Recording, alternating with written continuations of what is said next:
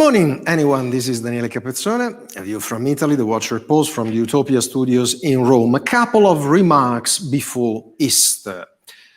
My first remark, there is a bizarre and binary and extreme vision of life and politics shared by so many politicians and pundits and experts and commentators, according to whom it's all total black or total white, without any possible nuance, without any possible shade of gray.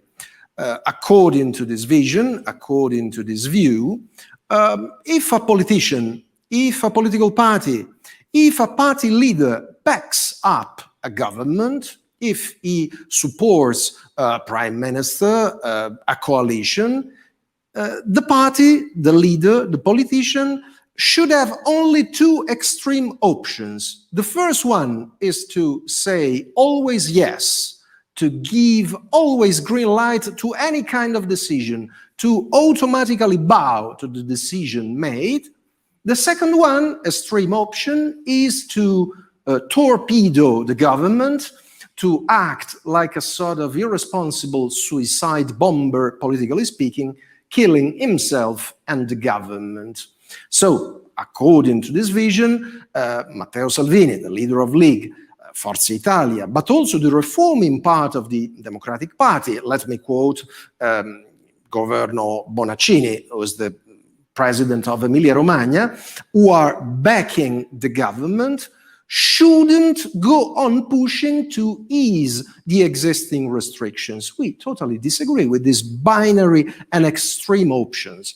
Salvini and the reforming part of the Democratic Party and Forza Italia, from our perspective, are perfectly in their right if they back up the government with loyalty, but at the same time, if they go on pursuing their own agenda, if they push the government to lift the existing restrictions, if they help the government avoid mistakes, if they go on explaining, and we wish the Prime Minister Mario Draghi could be convinced that Italy can't afford another month, or even worse, another 2 or 3 or 4 months, who knows, of on and off lockdown.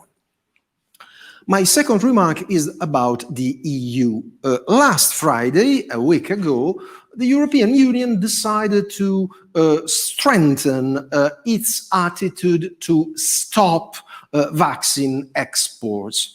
According to this decision, there will be 2 criteria, 2 standards, 2 principles the EU will respect. The first one is totally understandable, and it is the so-called reciprocity. If a non-EU state, if a state which is not member of the EU doesn't export vaccine, the EU can as well decide not to export. That's totally understandable. While the second principle, proportionality, is a bit bizarre. What does it mean?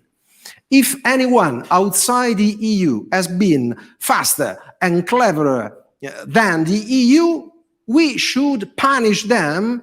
What's their fault? Their fault is that they have been cleverer and faster than us. That's crazy, of course. And let me make a final quote directed, a final remark directed to the media.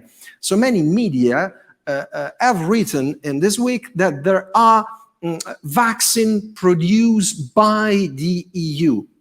No, dear friends, there are no vaccines produced by the EU. There are vaccines produced by private companies who may have some plants in the EU.